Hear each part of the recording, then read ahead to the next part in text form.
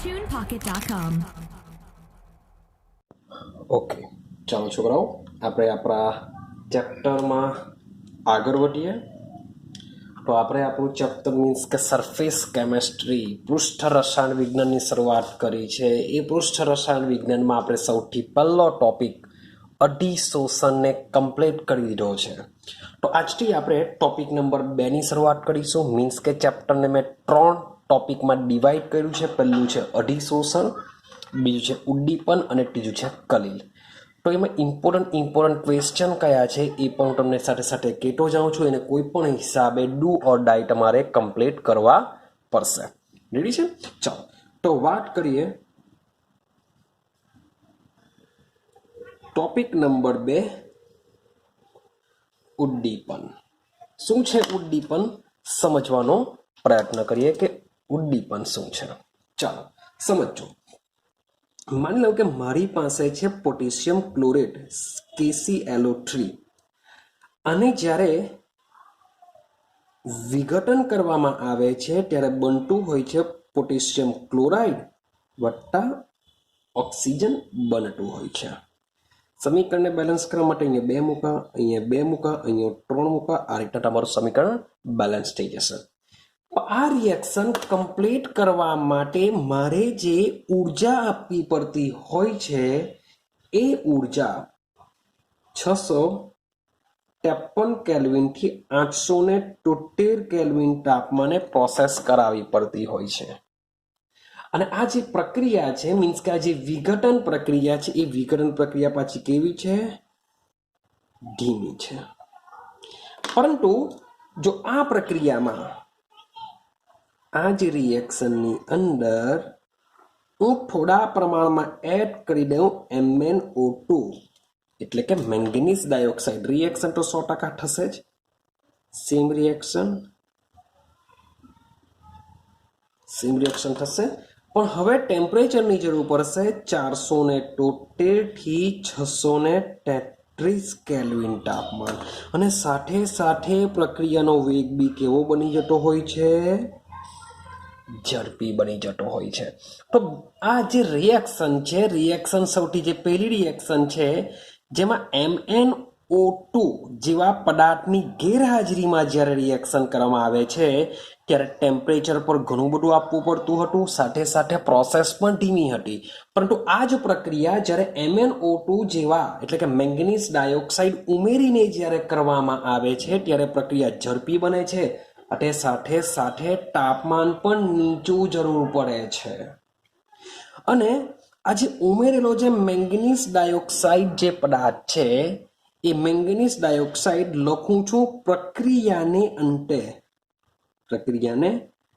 અંતે રાસાયણિક ફેરફાર વગરનો તમને મળી જશે. જે MnO2 તમે એડ કરો છો એ રાસાયણિક ફેરફાર વગરનો મળી જશે. સાથે સાથે શરૂઆતમાં તમે એનું જેટલું પણ દર લીધું હશે એટલા દરનો MnO2 પ્રક્રિયાને અંતે મળી જશે. તો આજે આપણે MnO2 એડ કરીએ છીએ, બહારથી એડ કરીએ છીએ, આવા પદાર્થને આપણે નામ આપીશું વિજાતીય પદાર્થ. શું નામ આપીશું આપણે? વિજાતીય પદાર્થ, જેને ઇંગ્લિશમાં કહેશું ફોરિજન સબસ્ટન્સ અથવા તો વિજાતીય પદાર્થ. તો ભાઈ આ તો આ એક રિએક્શન છે. મીન્સ કે ઘણા બધી જુદી જુદી જાતના વિજાતીય પદાર્થો હોય છે. ને વિજાતીય પદાર્થોનું કામ શું હોય છે? વિજાતીય પદાર્થનું કામ હોય છે પ્રક્રિયાનો વેગ વધારવાનું. કામ હોય છે વિજાતીય પદાર્થનું. અને આ વિજાતીય પદાર્થ વિશે સૌ પ્રથમ અભ્યાસ કરનાર વૈજ્ઞાનિક હતા બર્ઝેલિયસ. યાદ રાખજો ભાઈ નામ. બર્ઝેલિયસ નામના વૈજ્ઞાનિક હતા જેમણે ઈસવીસન 1835ની અંદર આવા વિજાતીય પદાર્થોનો શોધ કરી અને તેને પ્રયોગ કરી અભ્યાસ કર્યો હતો કે એવા પદાર્થો કે જે શું કરશે, પ્રક્રિયાનો વેગ વધારશે. તો ઉદ્દીપન કોને કહેવાશે, જરાક સમજવાનો પ્રયત્ન કરીએ. એવા પદાર્થો જે પ્રક્રિયાનો વેગ વધારે છે, પ્રક્રિયાનો વેગ વધારે છે અને જાતે એટલે કે જે પદાર્થની વાત ચાલે છે જાતે રાસાયણિક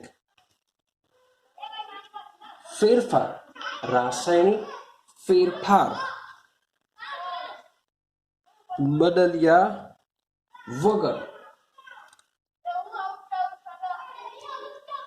જેવો છે તેવો પ્રક્રિયાને અંતે મરે છે. આવા પદાર્થોને ઉદ્દીપક કહે છે. આવા પદાર્થોને શું કહે છે, ઉદ્દીપક કહે છે. તમને આઈડિયા છે કે ઉદ્દીપક રાસાયણિક પ્રક્રિયાનો વેગ વધારે છે. ચેપ્ટર નંબર 4 ભણીને આવ્યા કે સક્રિયકરણ ઉર્જામાં ઘટાડો કરે છે, રાસાયણિક પ્રક્રિયાનો વેગ વધે છે.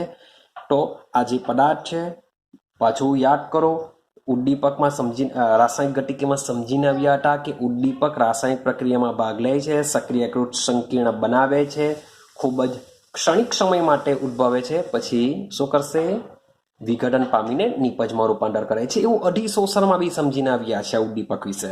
પણ બર્ઝેલિયસ કહેવા માંગે છે કે એવો પદાર્થ કે જે રાસાયણિક પ્રક્રિયાનો વેગ વધારે છે અને જાતે રાસાયણિક ફેરફાર પામ્યા વગર જેવો છે તેવો પ્રક્રિયાને અંતે મરે છે, તો આવા પદાર્થને શું કહેવાય છે, ઉદ્દીપક કહેવાય છે.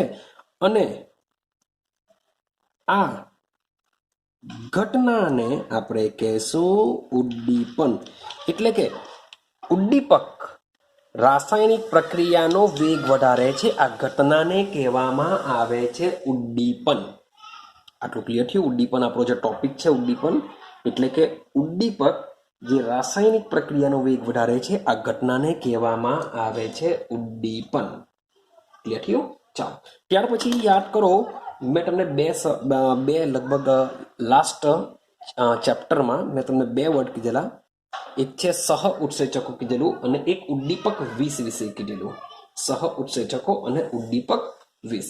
ચાલો એના વિશે સેમ સમજીએ. તો એવો એક શબ્દ છે પ્રવર્ધકો. શબ્દ શું છે, પ્રવર્ધકો. તો પ્રવર્ધકો એવા પદાર્થ હોય છે, એવા પદાર્થ છે કે જે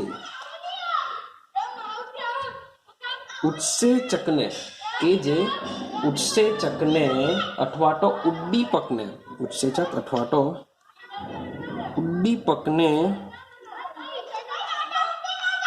સક્રિય કરે છે. એવો પદાર્થ કે જે ઉત્સેચકને શું કરે છે, તેની સક્રિયતામાં વધારો કરે છે. અને એવા કેટલાક પદાર્થો હોય છે જે ઉત્સેચકની સક્રિયતામાં ઘટાડો કરે છે. કેટલાક પદાર્થો વધારો કરે છે જેને પ્રવર્ધકો કહેશું, કેટલાક પદાર્થો ઘટાડો કરે છે જેને આપણે વિષ, ઉદ્દીપકીય વિષ કહેશું, જેને આપણે કહેશું વિષનો મતલબ થશે ઝેર. 2 શબ્દ બી યાદ રાખવાના છે, મીન્સ કે થોડું ઘણું યાદ રાખેલું કે ભાઈ એવા પદાર્થો બી છે કે જે ઉત્સેચકને પણ સહાય કરશે, જેને આપણે પ્રવર્ધકો કહેશું. અને એવા પદાર્થો જે ઉત્સેચકની ક્રિયાનો સક્રિયતામાં ઘટાડો કરી દેશે, જેને આપણે વિષ અથવા ઝેર કહેશું. એઝ એ એક્ઝામ્પલ, તમે એમોનિયા બનાવવાની હેબર પદ્ધતિ તમે જાણો જ છો કે N2+H2. ચાલો યાદ કરો, લોખંડનો ભૂકો એઝ અ ઉદ્દીપક તરીકે વપરાય છે અને બનતું હોય છે એમોનિયા. આ પ્રક્રિયાની અંદર મોલિબ્ડેનમ આયનની સહાયતા કરે છે, એટલે કે આયનની સક્રિયતામાં વધારો કરે છે. જે મોલિબ્ડેનમ છે એ એઝ અ પ્રવર્ધક તરીકે વપરાય છે અને જે Fe છે એ શું છે, ઉદ્દીપક છે. Fe શું છે, એઝ અ ઉદ્દીપક તરીકે વર્તે છે. ક્લિયર છે. તો આ તો બહુ સિમ્પલ વસ્તુ છે. હવે ઉદ્દીપનની વાત કરીએ તો ઉદ્દીપનના 2 પ્રકાર પડે છે. એક છે સમાંગ ઉદ્દીપન અને બીજું છે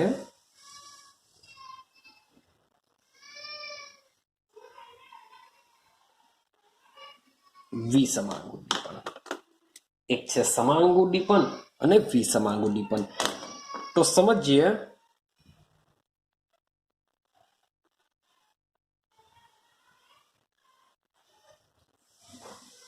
સમાંગ ઉદ્દીપન. ભાઈ સમાંગ ઉદ્દીપન, જો સમાંગનો મતલબ થાય સરખો, સમાંગનો મતલબ શું થશે? સરખો થશે. તો શું સરખું હશે એમાં? તો જોજો, જ્યારે પ્રક્રિયકો નિપજો જે કલામાં હોય, બરાબર સમજી લેજો, બહુ સિમ્પલ છે કે જ્યારે પ્રક્રિયકો અથવા તો નિપજો જે કલામાં, કલા મીન્સ કે અવસ્થા, જે કલામાં હોય તે જ કલામાં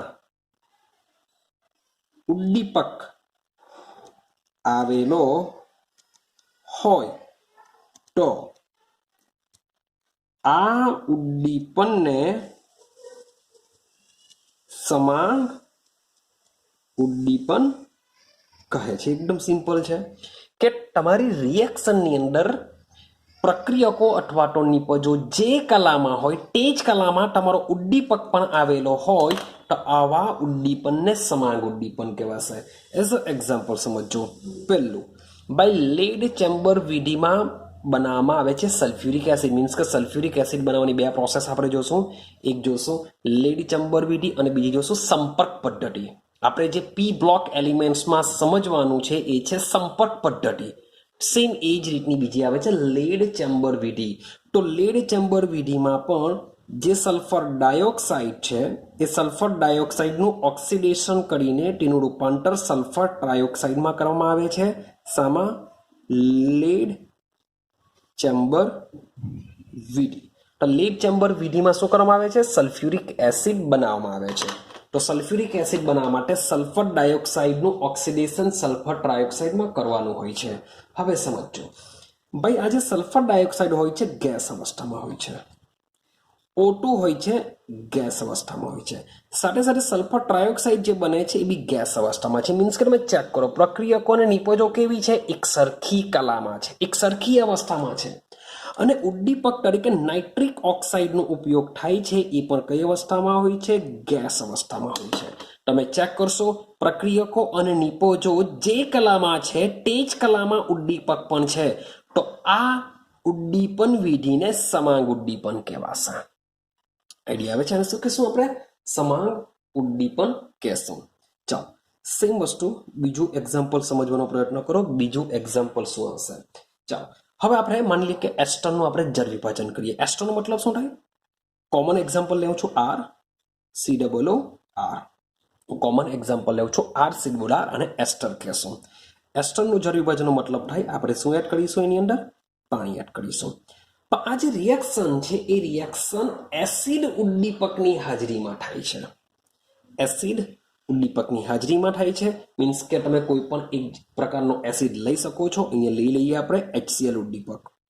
તો આનું જો જળ વિભાજન થાય તો તમને મળશે R C double O H વત્તા આર ઓ એચ મળશે. તો સૌથી પહેલા આપણે રિએક્શન સમજી લઈએ. હવે એ લોકોની અવસ્થા ચેક કરીએ કઈ અવસ્થામાં હોય છે. ચાલો સમજો. તો ભાઈ આ એસ્ટર હોય છે એ લિક્વિડ અવસ્થામાં હોય છે, પાણી હોય છે લિક્વિડ અવસ્થામાં હોય છે, કાર્બોક્સિલિક એસિડ બી લિક્વિડ હોય છે અને સાથે સાથે આલ્કોહોલ પર શું હોય છે? લિક્વિડ અવસ્થામાં જોવા મળતું હોય છે. તો પ્રક્રિયકો અને નિપજો જે કલામાં છે તે જ કલામાં HCl છે એ પણ કઈ અવસ્થામાં હોય છે? લિક્વિડ અવસ્થામાં હોય છે. માટે આવા ઉદ્દીપનને શું કહેશું આપણે? સમાંગ ઉદ્દીપન કહેશું. રેડી છે? હજુ એક એક્ઝામ્પલ જોઈ લઈએ. મીન્સ કે ઘણા બધા એક્ઝામ્પલ હોઈ શકે, બહુ સિમ્પલ વસ્તુ છે. ત્રીજું જોઈએ ભાઈ, ખાંડનું જળ વિભાજન જોઈએ. શું સમજીએ? ખાંડનું જળ વિભાજન સમજીએ. ચલો ખાંડ એટલે C12H22O11 જેને આપણે શું કહેશું? ખાંડ કહેશું. વત્તા H2O લેશું તો આનું જો જળ વિભાજન કરવામાં આવે તો બનશે શું? C6H12O6 વત્તા C6H12O6 મીન્સ કે ગ્લુકોઝ અને ફ્રુક્ટોઝ બનશે. તમને આઈડિયા છે જ, રિએક્શન બહુ સિમ્પલ છે, ગ્લુકોઝ અને ફ્રુક્ટોઝ બનશે. હવે આનું જલીય દ્રાવણ લેશું. ખાંડનું શું લેશું? જલીય દ્રાવણ. જલીય દ્રાવણ હશે એટલે આ હશે એક્વિયસ. H2O પાણી છે એટલે લિક્વિડ, મીન્સ કે ખાંડમાં પાણી નાખીશું એટલે બની જશે એક્વિયસ લિક્વિડ. હવે જે ગ્લુકોઝ અને ફ્રુક્ટોઝ બને છે એ પણ એકચ્યુઅલી જલીય દ્રાવણમાં જ હોય છે, મીન્સ કે આ મુજબની રિએક્શન હોય છે. હવે સમજો, હવે આ જે ખાંડ છે એ ખાંડનું જળ વિભાજન જેમાં H+ આયન ખૂબ જ ઇમ્પોર્ટન્ટ હોય છે, મીન્સ કે સલ્ફ્યુરિક એસિડ દ્વારા એને H+ પૂરો પાડવામાં આવતો હોય છે. તો સલ્ફ્યુરિક એસિડ જે લેવામાં આવે છે H2SO4, તો આ પર શામાં હોય છે ભાઈ? લિક્વિડમાં હોય છે. તમે ચેક કરશો તો પ્રક્રિયકો અને નિપજો આ પણ કેવી છે? લિક્વિડ એક્વિયસ, મીન્સ કે સેમ કલામાં છે, એક સરખી કલામાં છે. તો આ પણ એક્ઝામ્પલ સમાંગ ઉદ્દીપનનું કહેવાશે. આઈડિયા આવે છે? ચાલો સેમ એ જ વસ્તુ સમજીએ.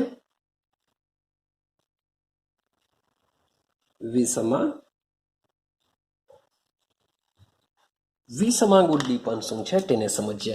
તો સમાંગ ઉદ્દીપન કરતા આપણે ઉલટું યાદ રાખીશું કે જે ઉદ્દીપન પ્રક્રિયામાં પ્રક્રિયકો અથવા નિપજો જે કલામાં હોય તેનાથી જુદી કલામાં ઉદ્દીપક આવેલો હોય છે. તો આવા ઉદ્દીપનને શું કહેશું? વિસમાંગ ઉદ્દીપન કહેશું. એકદમ સિમ્પલ. ચાલો એક્ઝામ્પલ સમજવાનો પ્રયત્ન કરીએ. તો જેમ પહેલામાં આપણે વાત કરી હતી સંપર્ક પદ્ધતિ, પેલામાં જેમ સલ્ફ્યુરિક એસિડ લેડી ચેમ્બર પદ્ધતિની વાત કરી હતી, ત્યારે આમાં વાત કરીશું સંપર્ક પદ્ધતિ. આની વાત કરીશું સંપર્ક પદ્ધતિ, જે પી વિભાગના તત્વોમાં સલ્ફ્યુરિક એસિડ બનાવવાની પદ્ધતિમાં સંપર્ક પદ્ધતિ ઓલરેડી આવતી હોય છે. તો સંપર્ક પદ્ધતિમાં પણ સેમ સલ્ફર ડાયોક્સાઇડનું ઓક્સિડેશન શામાં કરવામાં આવે છે? સલ્ફર ટ્રાયોક્સાઇડમાં કરવામાં આવે છે. અગાડી જ જોઈને આવ્યા, આ બી ગેસ અવસ્થા, આ બી ગેસ અવસ્થા, આ બી ગેસ અવસ્થામાં હોય છે. પરંતુ ઉદ્દીપક તરીકે આમાં પ્લેટિનમનો ઉપયોગ થાય છે ને, જે હોય છે સોલિડ અવસ્થામાં. તમે ચેક કરશો પ્રક્રિયકો અથવા નિપજો કરતા જે ઉત્સેચક છે, જે ઉદ્દીપક છે, એ ઉદ્દીપક જુદી કલામાં છે. આ ગેસમાં છે તો આ સોલિડમાં છે. માટે આવા ઉદ્દીપનને વિસમાંગ ઉદ્દીપન કહેવાશે. ક્લિયર થાય છે? સિમ્પલ છે એકદમ. ચાલો સેમ સેકન્ડ એક્ઝામ્પલ ચેક કરો. ભાઈ એમોનિયા બનાવવાની હેબર પદ્ધતિ જોઈએ. હેબર પદ્ધતિ ચેક કરો. ચલો હેબર પદ્ધતિ શું છે? તો N2 પ્લસ H2 બંને પ્રોસેસ કરશે, બનશે શું? એમોનિયા. સમીકરણ ચાલો બેલેન્સ કરીએ ફટાફટ. અહીંયા 2 લખી દઈએ, 3 2 6 એટલે અહીંયા 3 આવી જશે. તો હમણાં જ આપણે જોઈને આવ્યા કે નાઇટ્રોજન બી ગેસ અવસ્થામાં, હાઇડ્રોજન ગેસ અવસ્થામાં, એમોનિયા બી ગેસ અવસ્થામાં હોય છે. પરંતુ આ પ્રક્રિયામાં ઉદ્દીપક તરીકે લોખંડના ભૂકાનો ઉપયોગ થાય છે, જે હોય છે સોલિડ અવસ્થામાં. તો પ્રક્રિયકો ગેસ અવસ્થામાં, નિપજ બી ગેસ અવસ્થામાં, પણ જે ઉદ્દીપક છે એ સોલિડ અવસ્થામાં છે. માટે આ પ્રોસેસ બી, આ ઉદ્દીપન બી કેવું કહેવાશે? વિસમાંગ ઉદ્દીપન કહેવાશે. ચલો ત્રીજું એક્ઝામ્પલ જોજો. ત્રીજું એક્ઝામ્પલ છે ઓસ્વાલ પદ્ધતિ. ઓસ્વાલ વિગલન અથવા ઓસ્વાલ પદ્ધતિથી ઓળખવામાં આવે છે. અને આ ઓસ્વાલ પદ્ધતિમાં શું થાય છે? તો ઓસ્વાલ પદ્ધતિમાં એમોનિયાનું ઓક્સિડેશન નાઇટ્રિક ઓક્સાઇડમાં કરવામાં આવે છે. શબ્દ બોલું છું, જે એમોનિયા છે એ એમોનિયાનું શું કરવામાં આવે છે? ઓક્સિડેશન નાઇટ્રિક ઓક્સાઇડમાં કરવામાં આવે છે. સાથે સાથે ઉત્પન્ન થશે H2O. ક્લિયર થાય છે? ચાલો તો આ રીતની રિએક્શન છે.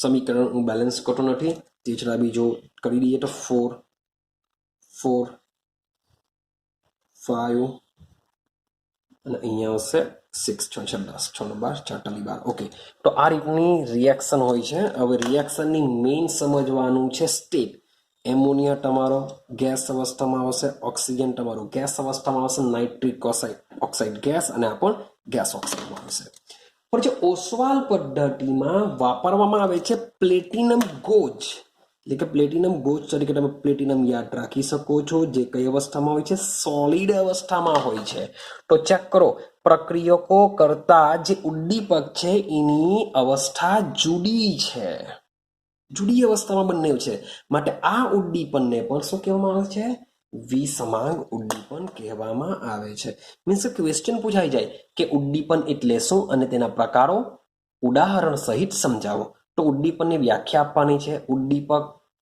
કે એવો પદાર્થ કે જે રાસાયણિક પ્રક્રિયાનો વેગ વધારે છે અને પ્રક્રિયાને અંતે રાસાયણિક ફેરફાર પામ્યા વગરનો જેવો છે તેવો મળે છે તો આવા પદાર્થને ઉદ્દીપક કહે છે અને ઉદ્દીપક દ્વારા પ્રક્રિયાના વેગમાં વધારા કરવાની ઘટનાને ઉદ્દીપન કહેવાશે ઉદ્દીપન બે પ્રકારના હોય છે સમાંગ ઉદ્દીપન વિસમાંગ ઉદ્દીપન સમાંગ ઉદ્દીપનની વ્યાખ્યા લખો એના એક્ઝામ્પલ આપો વિસમાંગ ઉદ્દીપનની વ્યાખ્યા લખો એના એક્ઝામ્પલ આપો તો આ રીતના તમારો ક્વેશ્ચન કમ્પ્લીટ થઈ જશે ચાલો હવે છેલ્લો તમારે યાદ રાખવાનું છે ભાઈ વનસ્પતિ તેલ શબ્દ બોલું છું વનસ્પતિ તેલ આ અનસેચ્યુરેટેડ હોય છે વનસ્પતિ તેલ એટલે કે એમાં ડબલ બંધ ને ટ્રિપલ બંધ આવેલા હોય છે હવે વનસ્પતિ તેલનું હાઇડ્રોજનીકરણ કરવું હોય એટલે કે H2 ની હાજરીમાં થશે અને એનું વનસ્પતિ તેલનું રૂપાંતર થઈ જતું હોય છે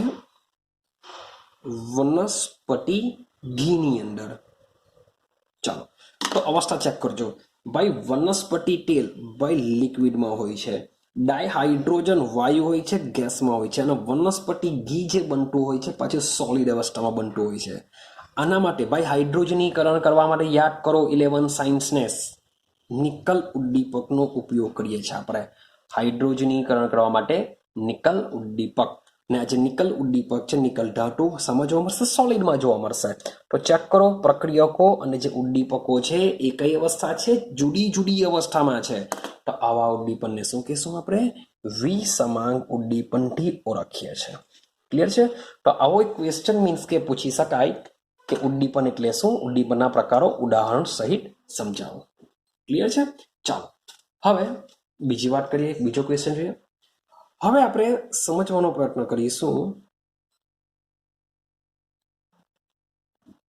વિસમાંગ ઉદ્દીપનનો અધિશોષણ સિદ્ધાંત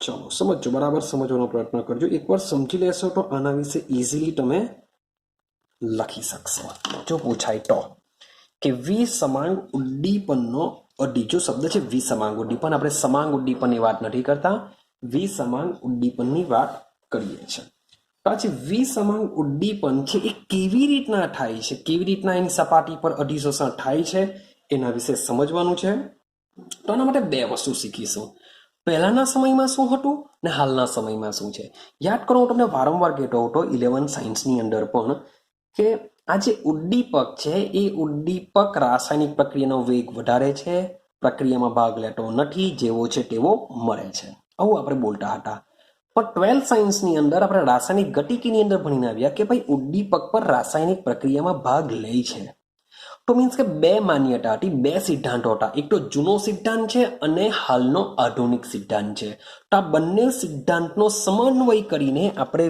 વિસમાંગ ઉદ્દીપનનો અધિશોષણ સિદ્ધાંતને સમજીશું ક્લિયર છે ચાલો સમજતા જજો તો સૌથી પહેલા આ જે સિદ્ધાંતની વાત જે ચાલે છે એ વિસમાંગ સંતુલનની ક્રિયાવિધિ સમજાવે છે શબ્દ સમજો કે આ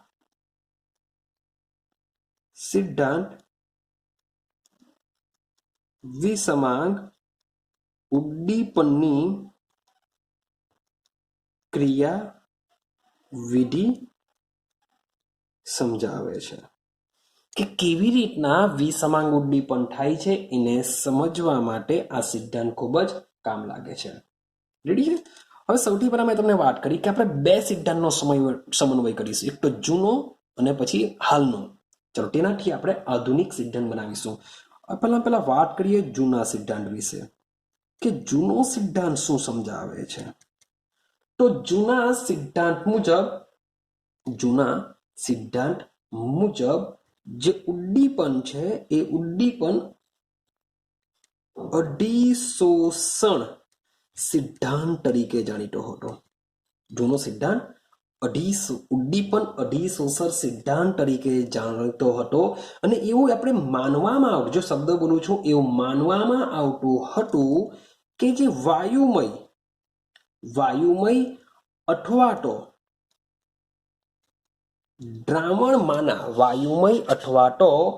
દ્રાવણમાંના જે પ્રક્રિયકો છે એ પ્રક્રિયકો ઘન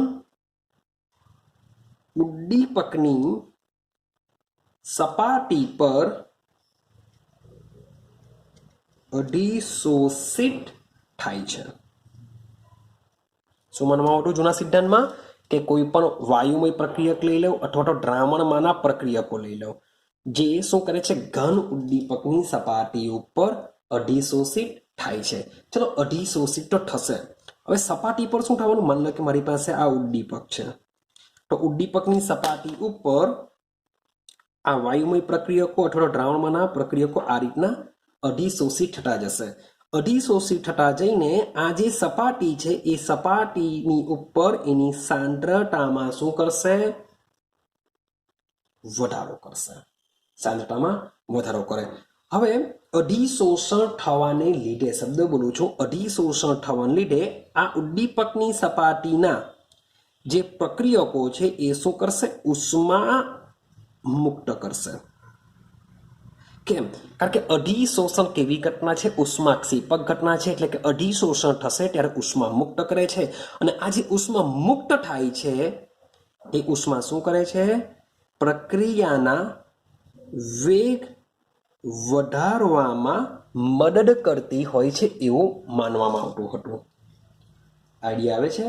પાછું રિપીટેશન કરું, જૂનો સિદ્ધાંત શું છે? તો જૂના સિદ્ધાંત અનુસાર ઉદ્દીપન અધિશોષણ સિદ્ધાંત છે. મીન્સ કે ઉદ્દીપકની સપાટી ઉપર અધિશોષણ થશે કે જેમાં વાયુમય અથવા તો દ્રાવણમાંના જે પ્રક્રિયકો છે એ ઘન ઉદ્દીપકની સપાટી ઉપર અધિશોષિત થાય છે, જેને લીધે સપાટી ઉપર પ્રક્રિયકોની સાંદ્રતામાં વધારો થાય છે, જેને લીધે ઉષ્મા મુક્ત થાય છે. આ ઉષ્મા શું કરે છે? પ્રક્રિયાના વેગમાં વધારો કરે છે. આવું માનવામાં આવતું હતું જૂના સિદ્ધાંત પ્રમાણે. આઈડિયા આવે છે? ચાલો હવે આપણો હાલનો સિદ્ધાંત શું છે? ક્લિયર છે? હવે આપણે હાલનો સિદ્ધાંત સમજવાનો પ્રયત્ન કરીએ. ચાલો, તો હાલમાં આપણે એવું સમજીને આવ્યા હતા કે આપણો જે ઉદ્દીપક છે એ ઉદ્દીપક શું કરે છે? પ્રક્રિયાર્થી એટલે કે પ્રક્રિયકો સાથે રિએક્શન કરીને શું બનાવતું હોય છે? મધ્યવર્તી સંયોજન બનાવે છે.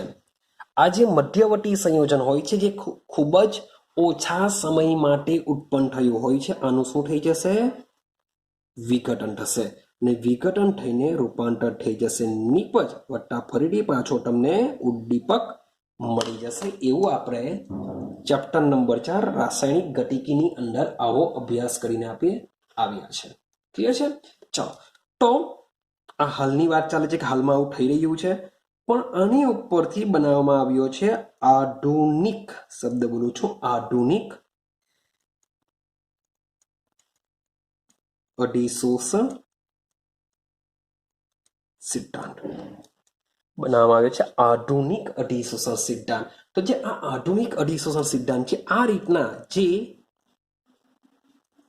મધ્યવર્તી સંયોજન બને છે, શબ્દ બોલું છું, મધ્યવર્તી સંયોજન બને છે અને જૂના અધિશોષણ સિદ્ધાંતનું સંયોગીકરણ છે. કે હાલમાં જે આધુનિક અધિશોષણનો જે સિદ્ધાંત છે એ જે મધ્યવર્તી સંયોજન બને છે અને સાથે સાથે જૂનો જે અધિશોષણનો સિદ્ધાંત છે એ બંનેનું સંયોગીકરણ છે, એ બંનેના ઉપયોગ દ્વારા આધુનિક અધિશોષણનો સિદ્ધાંત સમાયેલો છે. આ જે આધુનિક અધિશોષણનો સિદ્ધાંત છે એ ભાઈ 5 સોપાનો ધરાવે છે. તો હવે આપણે સમજીએ કે ભાઈ આજે આધુનિક અધિશોષણનો સિદ્ધાંત છે એ કેવી રીતના કામ કરે છે એ આપણે સમજીએ. તો સમજીએ આધુનિક અધિશોષણના 5 સોપાનો વિશે સમજીએ કે શું કહેવા માંગે છે. આ અધિશોષણ કેવી રીતના થાય છે, ઉદ્દીપક કેવી રીતના કામ કરે છે એને સમજતા જઈએ. સમજો પહેલા પોઈન્ટમાં શું થશે? યાદ કરો, સૌથી પહેલા પ્રક્રિયકો ઉદ્દીપક સાથે રિએક્શન કરે છે. તો રિએક્શન કરવા માટે સૌથી પહેલા એ લોકોએ શું કરવું પડશે? એકબીજાની નજીક આવવું પડશે. માટે પહેલો પોઈન્ટ છે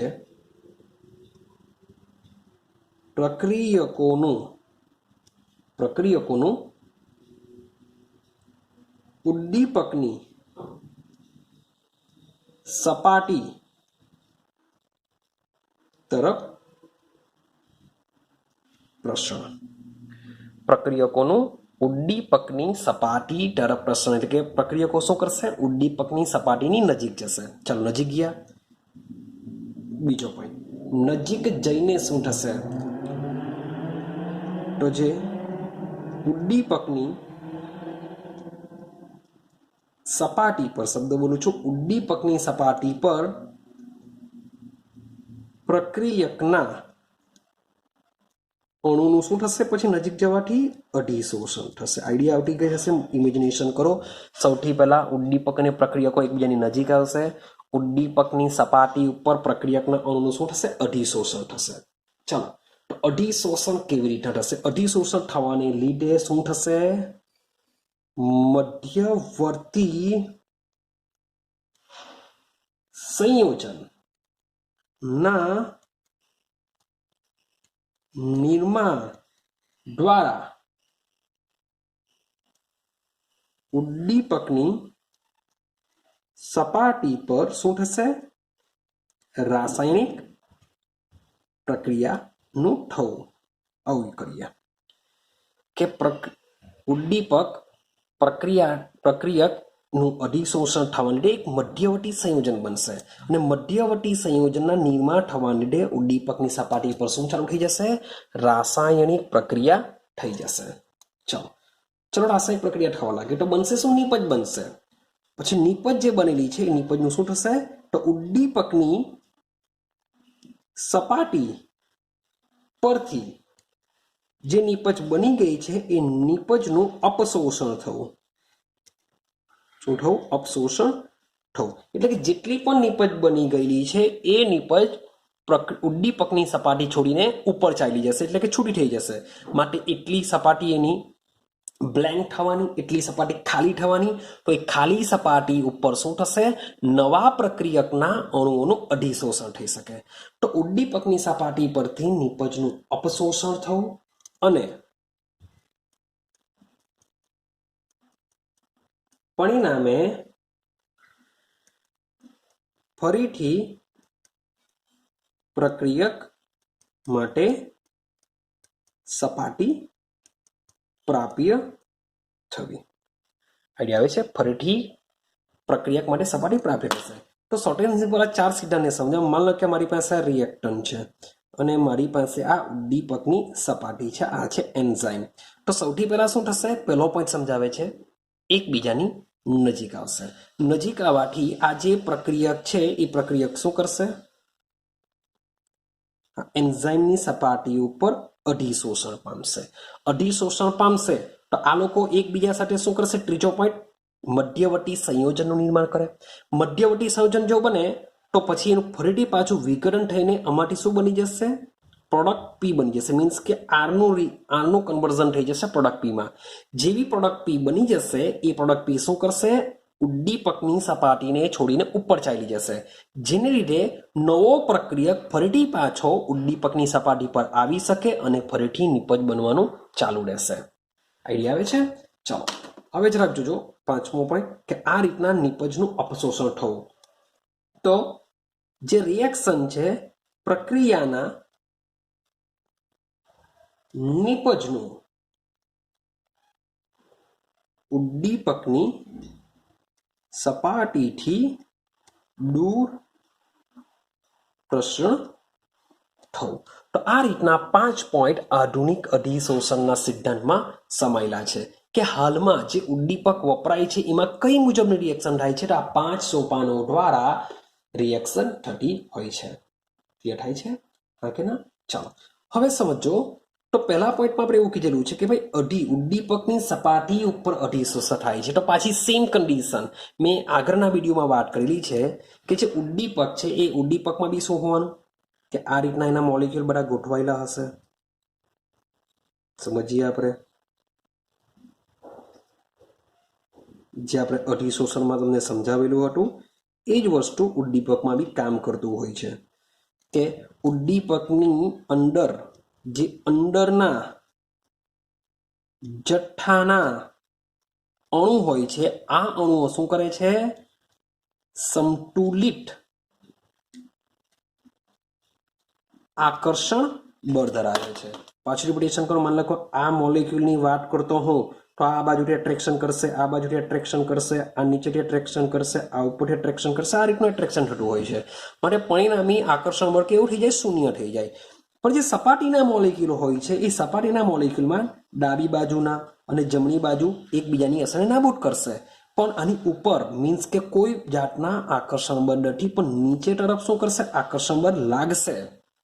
માટે સપાટી પરના જે અણુઓ છે એ કેવા હોય છે? અસંતુલિત આકર્ષણ બળ ધરાવતા હોય છે. જેમ કે આની સપાટીની નજીક બીજા કોઈ જો અણુ આવશે તો એ અણુઓ શું કરશે? આ સપાટી એને આકર્ષે છે. એ સપાટી શું કરશે? એને આકર્ષે છે. અને આ રીતના અધિશોષણ ઉદ્દીપકની સપાટી ઉપર બી કામ કરતું હોય છે. અને જે પ્રક્રિયકો છે એ પ્રક્રિયકો ઉદ્દીપકની સપાટી ઉપર શું કરશે? નિર્બળ રાસાયણિક બંધ. યાદ રાખજો જે પ્રક્રિયક છે એ ઉદ્દીપકની સપાટીના અણુ સાથે શું કરશે? નિર્બળ રાસાયણિક બંધ અથવા તો સંયોગીકરણ દ્વારા એકસાથે તેઓ જોડાઈ જાય છે. તો આ રીતના શું થશે? પ્રક્રિયકના અણુઓ ઉદ્દીપકની સપાટી ઉપર આવતા રહેશે, મધ્યવર્તી સંકીર્ણ સંયોજન બનતું જશે, એમાંથી નિપજ બનશે, નિપજનું અપશોષણ થશે, નિપજનું મીન્સ કે ઉદ્દીપકની સપાટીથી દૂર પ્રસરણ થશે અને ઉદ્દીપકની સપાટી ખાલી થશે કે જેથી નવા પ્રક્રિયકના અણુઓ આવી શકે. તો આ પ્રમાણે શું થશે? ઉદ્દીપક પોતાનું કામ કરતો હોય છે, એટલે કે પ્રક્રિયાનો વેગ વધારવાનું કામ કરતું હોય છે. આઈડિયા આવે છે? તો આ છે આપણો આધુનિક નિયમ. અને સાથે સાથે તમે જોઈ શકો છો કે આપણો જે ઉદ્દીપક છે એ ઉદ્દીપકમાં કોઈ પણ પ્રકારનો ફેરફાર થવાનો નથી. એ જેવો છે તેવો જ તમને મળશે. માત્ર એની સપાટી ઉપર શું થાય છે? રિએક્શન થાય છે. સમજો, બુક દ્વારા સમજવાનો પ્રયત્ન કરીએ. માની લો કે એમાં આ રીતના મોલિક્યુલ આ ઉદ્દીપક છે એવું સમજીને ચાલો. આપણો શું છે? ઉદ્દીપક છે. ચાલો A પ્લસ B આ બે પ્રક્રિયકો છે. આ પ્રક્રિયા કરતા અણુઓ છે. તો ઉદ્દીપક શું કરશે? આ બંનેને પોતાની સપાટી ઉપર અધિશોષિત કરશે. ચલો અધિશોષિત કરીએ.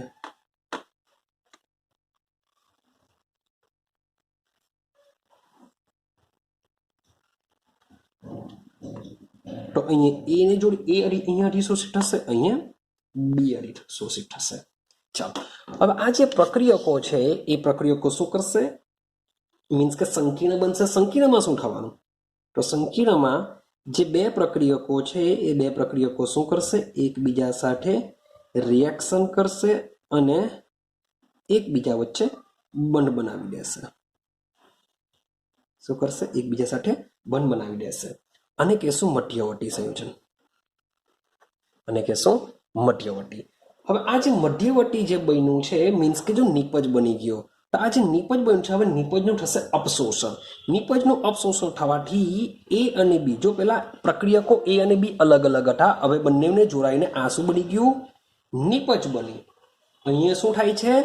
અપશોષણ થાય છે. શું થવાનું? અહીંયા નિપજનું અપશોષણ થશે. પણ તમારો જે ઉદ્દીપક છે એ તમને જેવો છે તેવો ફરીથી પાછો મળી જશે. એટલે કે આની સપાટી ઉપર ફરીથી પાછા પ્રક્રિયકો જોડાઈને રિએક્શન થઈ શકે છે. ક્લિયર છે?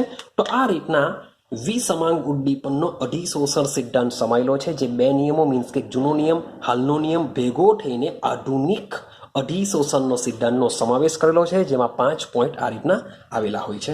તો સિમ્પલ છે આ થિયરી બી, બહુ કંઈક દિમાગ લગાડવાની જરૂર નથી, બસ થોડાક 5 પોઈન્ટને તમારે યાદ રાખવાનો હોય છે.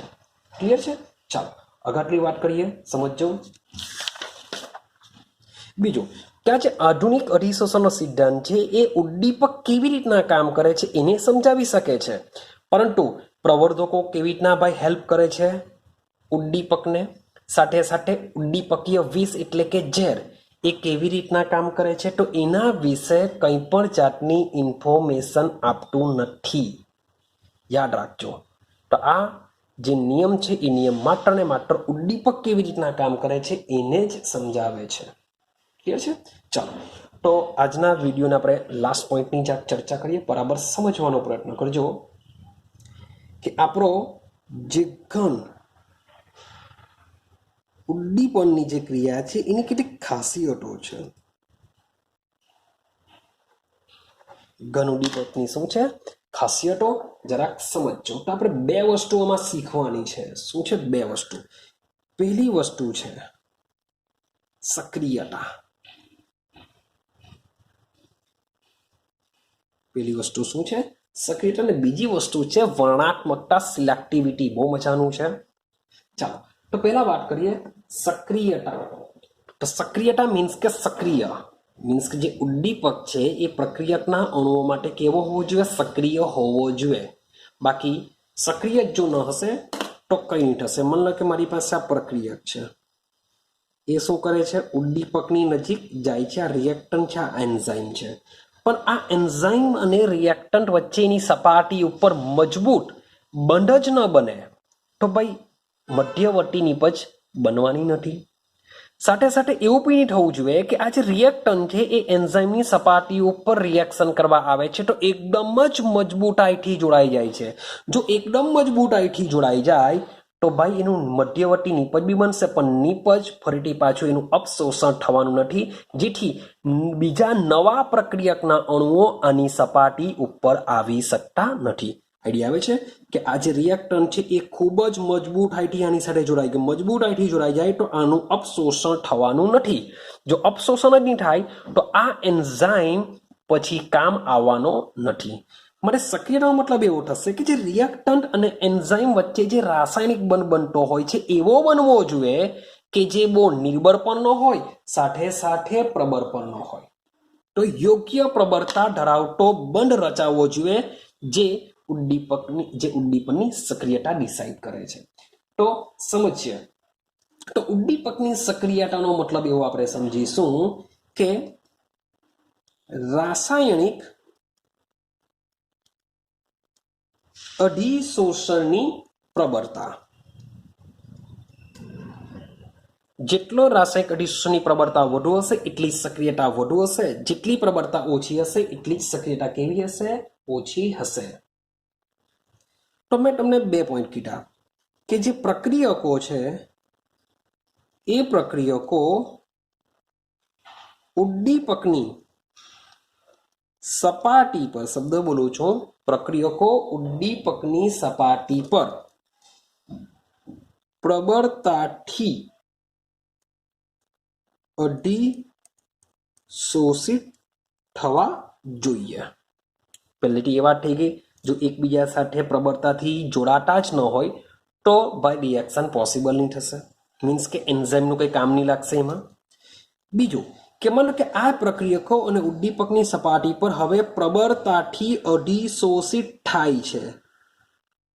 ખૂબ જ અહીંયા એક શબ્દ એડ કરી દઈએ કે સપાટી પર ખૂબ જ પ્રબળતાથી એડ થાય છે. તો જો ખૂબ જ પ્રબળતાથી એડ થાય તો આ જે નિપજ બની બી જશે પણ એ એન્ઝાઇમની સપાટી છોડીને તેનું અપશોષણ થશે નહીં.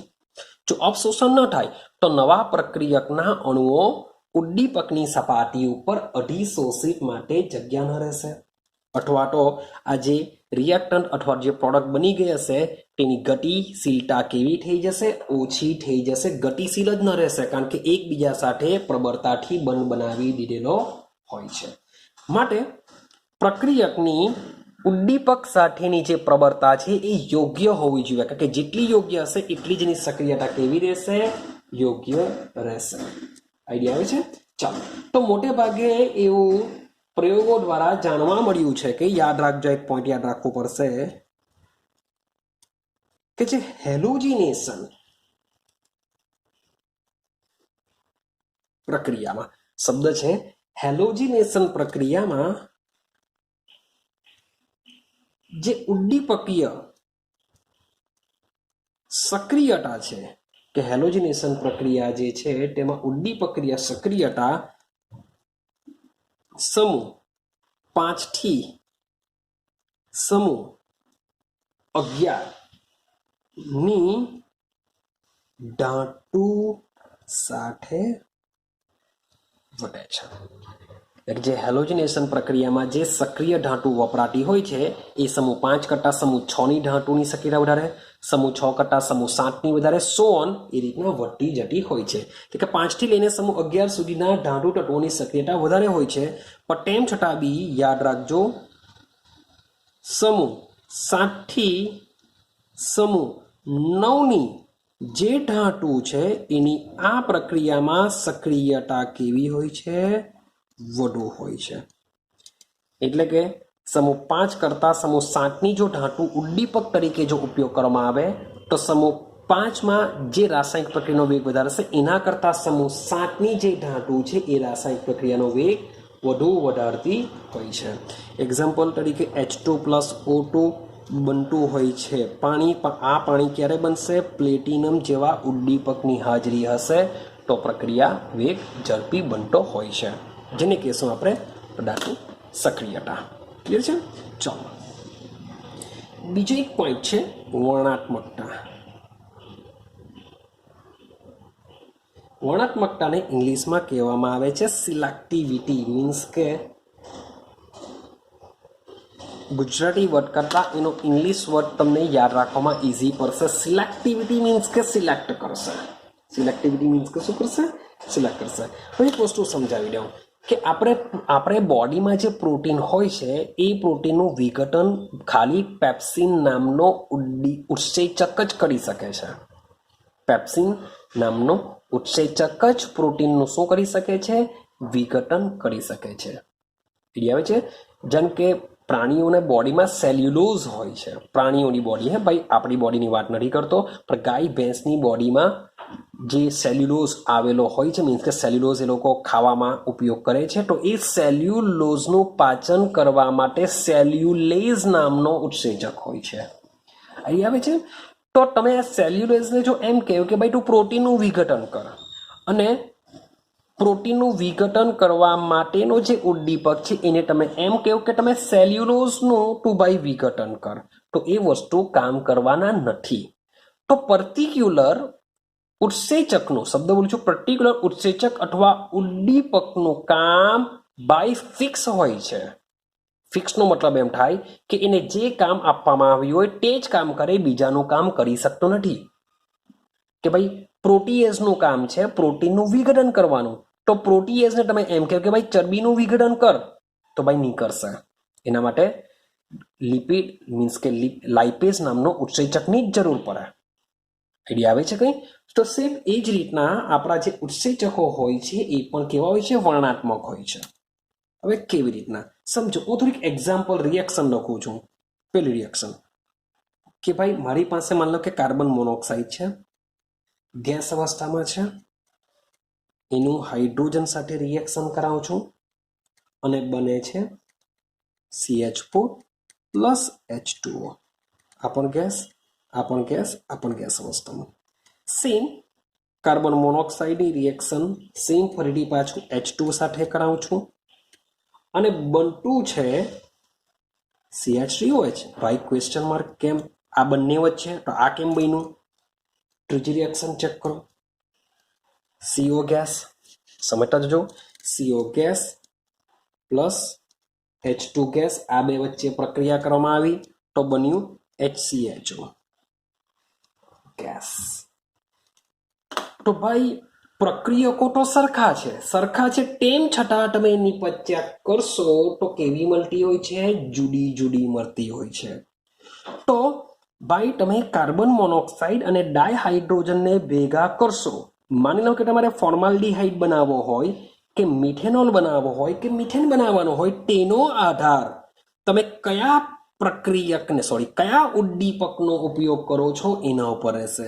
મીન્સ કે કાર્બન મોનોક્સાઇડ અને ડાયહાઇડ્રોજન સાથે રિએક્શન તમે નિકલ ઉદ્દીપકની હાજરીમાં કરાવશો તો જ CH4 મળશે. પણ આ જ રિએક્શન તમે copper oblique zinc oxide Cr2 થી ક્રોમિયમ ટ્રાયોક્સાઇડની હાજરીમાં જો કરશો તો તમને મિથેનોલ મળશે. સેમ આ રિએક્શન તમે માત્ર કોપરની હાજરીમાં કરશો તો તમને શું મળશે? ફોર્માલ્ડિહાઇડ મળશે. ક્લિયર થાય છે? મીન્સ કે પ્રક્રિયકો સેમ છે, નિપજ જુદી જુદી છે. તો બે પ્રક્રિયકોને ભેગા કરવાથી તમારે જે મુજબની નિપજ જોઈતી હોય તે મુજબનો ઉદ્દીપકને તમારે સિલેક્ટ કરવો પડશે. શબ્દ બોલું છું, સિલેક્ટ કરવો પડશે. તમે જો કાર્બન મોનોક્સાઇડ અને ડાયહાઇડ્રોજન વચ્ચેની પ્રક્રિયાથી ફોર્માલ્ડિહાઇડ બનાવવા માંગતા હોય તો તમારે શું કરવું પડશે? આ ત્રણમાંથી કોઈ એકને સિલેક્ટ કરવો પડશે. તમારે કોપરને સિલેક્ટ કરવો પડે તો જ આ નિપજ બની શકે. માની લો કે તમારે મિથેનને બનાવવો હોય તો આ ત્રણમાંથી તમારે નિકલને સિલેક્ટ કરવો પડશે. મીન્સ કે પ્રક્રિયા માટે આ જે ઉદ્દીપક હોય છે એ સિલેક્ટિવિટી ધરાવે છે. તમે નિકલ યુઝ કરશો તો જ મિથેન મળશે. તમે જો આ ઉદ્દીપકને યુઝ કરશો તો મિથેન મળવાનું નથી. એટલે કે એક રિએક્શન માટે જે ઉદ્દીપક હોય છે એ ઉદ્દીપક અન્ય રિએક્શન માટે કામ કરતો નથી. યાદ રાખજો, દિમાગમાં ફિટ કરજો. મેં તમને પેપ્સિન છે, પછી સેલ્યુલેસ છે, લાઇપેઝનું એક્ઝામ્પલ આપેલું છે. એવું કોઈ બી એક્ઝામ્પલ તમે લઈ શકો છો. આઈડિયા આવે છે? તો આ જે ઉત્સેચકો હોય છે એ ઉત્સેચકો તમે અથવા તો ઉદ્દીપકો લઈ લો, તો ઉત્સેચકો લઈ લો કે ઉદ્દીપકો લઈ લો, આ બધા જ પોતાની પ્રક્રિયા માટે શું હોય છે? વિશિષ્ટ હોય છે. એનું કામ કોઈ અન્ય ઉદ્દીપક કે ઉત્સેચક કરી શકતો નથી. તો આ ગુણધર્મને શું કહેવામાં આવે છે?